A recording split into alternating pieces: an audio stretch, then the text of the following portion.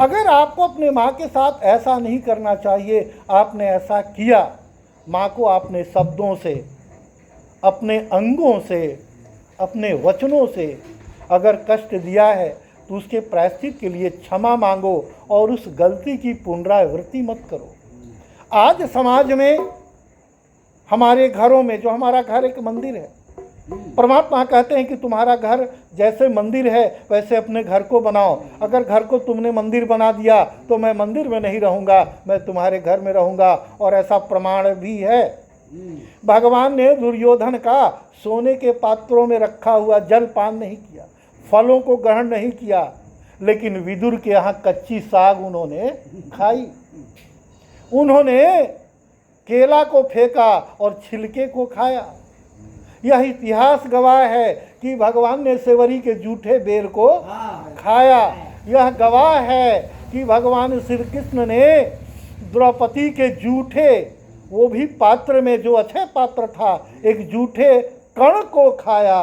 तो राम सदा सेवक रुचि, भगवान जितने करीब आपके लिए हैं और दूसरे भगवान आपके माता पिता हैं, तो माता पिता को अपने वचनों से, शब्दों से भी उन्हें दुखित मत करो। दुर्योधन ने कहा कि माँ मैं अवश्य आऊँगा। इधर भगवान श्री कृष्ण ने पांचों पांडवों को बैठा करके उन्होंने विचार विमर्श किया। उन्होंने एक रास्ता निकाला। धर्मराज ने कहा कि बाबा श्री कृष्ण ये क्या कर रहे हो? अब हम लोगों से कितना अपराध कर रहे हो, कितना अपराध तुम कराना चाहते हो, इसकी प्रायश्चित संभव नहीं है। भगवान श्री कृष्ण ने कहा तो क्या चाहते हैं आप कि केवल इस धरती पे पाप ही पाप हो, अत्याचार ही हो, अपराध ही हो, संत जन, सिद्ध जन प्रताड़ित हों, दलित हों? अगर आप यह चाहते हैं तो कहें, मैं अभी इस युद्ध की समाप्ति की घोषणा कर रहा हूँ। युधिष्ठिर, धर्मराज महाराज मौन हो गए। भगवान श्री कृष्ण ने एक युवती निकाली, कहा कि खैर छोड़ो, अगर ये कार्य आप लोग नहीं कर सकते हो तो हमारा अवतार ही झूठ के लिए हुआ है। हमारा जो जन्म हुआ मैं ये स्वयं करूँगा। भगवान एक बूढ़े का रूप धारण किए, कंबल ओढ़ लिए और कंबल ओढ़ करके एक डंडा लेकर चल पड़े। जहाँ दुर्योधन रहता था, दुर्योधन के पास उन्होंने आवाज़ लगाई। दुर्योधन अब निकल रहा था क्योंकि माता श्री ने बुलाया था कि तुम पूरी नग्न होकर आओ। भगवान श्री कृष्ण ने जैसे ही उसको नग्न की अवस्था में देखा, दुर्योधन ने अपने दोनों हाथों से आगे के गुप्तांग को उसने ढक लिया। भगवान श्री कृष्ण ने कहा ये क्या कर रहे हो? अरे राजाधिराज, दुर्योधन कहाँ की तैयारी है? दुर्योधन को झूठ बोल नहीं पाया और उसने सारी बातें भगवान श्री कृष्ण को बता दी। भगवान श्री कृष्ण ने कहा कि अरे मूर्ख, माँ तेरी नाराज है क्योंकि तुम्हारे कारण उसके सारे पुत्र मारे गए।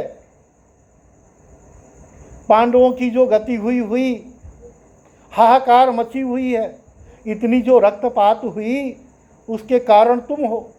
सब लोगों ने तुम्हें मनाया, गुरु ने मनाया नहीं माना, विदुर ने मनाया नहीं मनाया, भीष्म ने मनाया नहीं मनाया, सबने तुम्हें सुझाव दिया पर उनके सुझावों को तुमने नहीं माना। अतः माता तुम्हारी अत्यधिक दुखी हैं।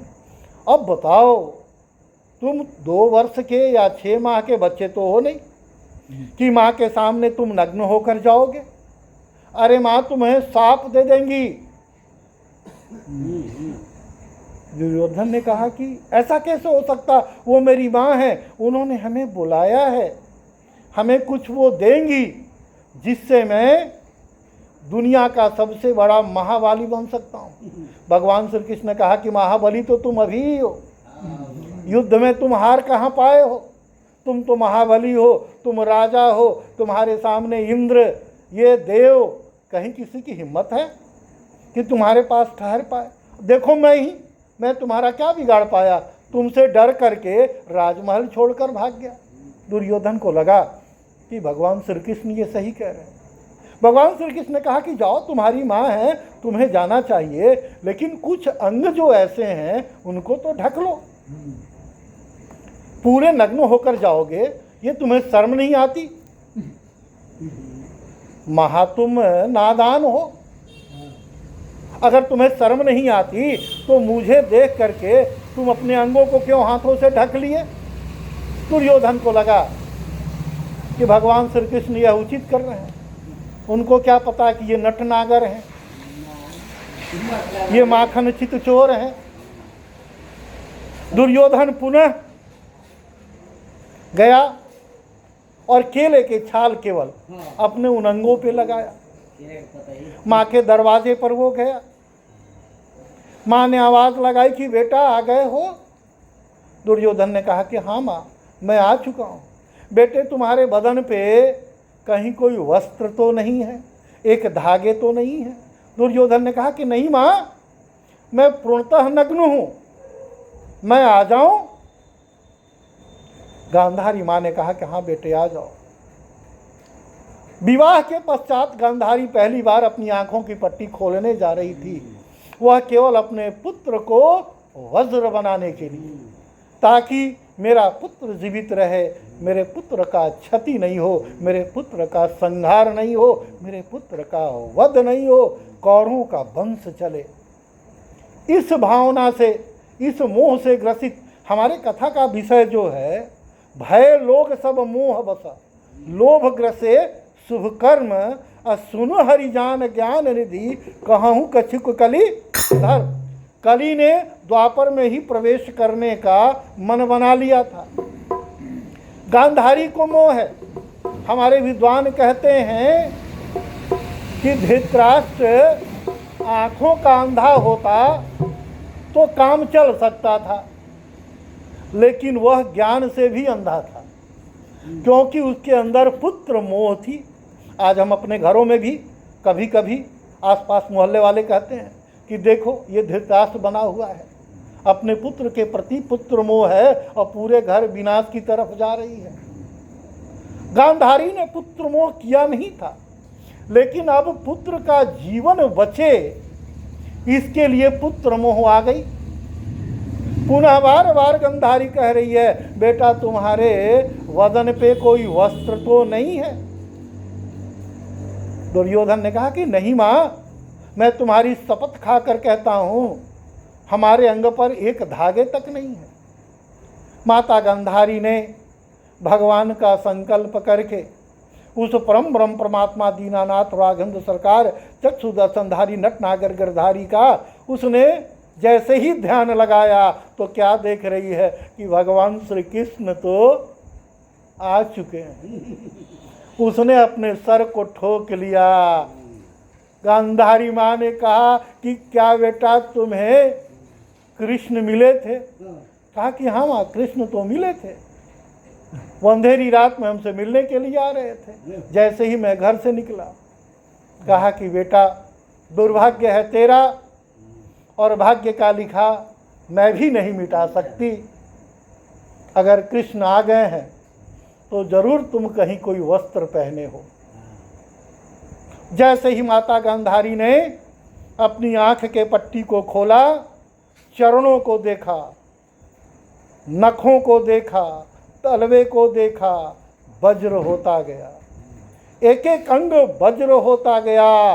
लेकिन जैसे ही माता गांधारी ने कमर के ऊपर अपनी दृष्टि को डाली तो क्या देख रही है कि दुर्योधन झूठ बोला था और उसने कमर में अपने गुप्त अंगों को केले के पत्ते से ढक लिया था। उसके आंखों से 2 बूंद आंसू गिर पड़े। जा बेटा, मैं तुम्हें नहीं बचा सकी, इसका मुझे बहुत अफसोस है, क्योंकि मैंने अपने तप जो संकल्प लिया था कि आजीवन जैसे मेरे पति अंधा है, मैं भी आजीवन अंधी बनकर रहूंगी, मेरे वो तप भी टूटे और तुम्हें मैं वज्र भी नहीं बना सकी। इससे क्या हुआ कि युरोधन का सारा अंग तो वज्र हुआ, लेकिन वो कमर उसकी कमज़ोर रही और उसी कमज़ोर कमर के कारण दुर्योधन की मृत्यु हुई, क्योंकि भगवान श्री कृष्ण ने बार बार इशारा किया, जैसे जरासंध को उन्होंने बताया था कि जरासंध के साथ जो युद्ध कर रहे हो, जरासंध ऐसे नहीं मारा जाएगा। पूरी दुनिया अगर आ जाए तो जरासंध की मृत्यु नहीं होगी, क्योंकि जरा नाम की राक्षसी ने दो भागों को एक जोड़ा था। संधि का अर्थ होता है जोड़ना। तो ये जरासंध है। उन्होंने, भगवान श्री कृष्ण ने एक घास को लिया और घास को फाड़ कर दिखाया कि ऐसे चीरो और चीर करके एक उत्तर और एक दक्षिण में फेंको, तब ये जरासंध मारा जाएगा। वैसे ही दुर्योधन इतना बलवान था, मल्लयुद्ध हो रहा है, सारे तौर तरीके अपनाए जा रहे हैं, लेकिन दुर्योधन मारा नहीं जा रहा है। भगवान छलिया है, छल का ही अवतार हुआ। उन्होंने इशारा किया कि कमर पे मारो, यही भाग इसका कमजोर है। घर के भेदी लंका डाहे। रावण के वध में विभीषण का कितना योगदान है भगवान जानते हैं, लेकिन स्वयं पे उन्होंने निर्णय नहीं लिया। विभीषण ने कहा कि परमात्मा आप कहाँ मार रहे हैं, इसके नाभि में अमृत कलश है, नवनीत कलश जब तक समाप्त नहीं होगा इस रावण की मृत्यु नहीं होगी। अतः मेरे कहने का मतलब ये है, धर्मशास्त्रों का कहने का उद्देश्य ये है कि जीवन के जो 3 गुरु हैं, इनका आप सम्मान कीजिए, देवता की तरह इनकी पूजा कीजिए, आपका जीवन धन्य हो जाएगा। इसी प्रसंग के साथ कथा को विराम करते हुए बोले वृंदावन बिहारी।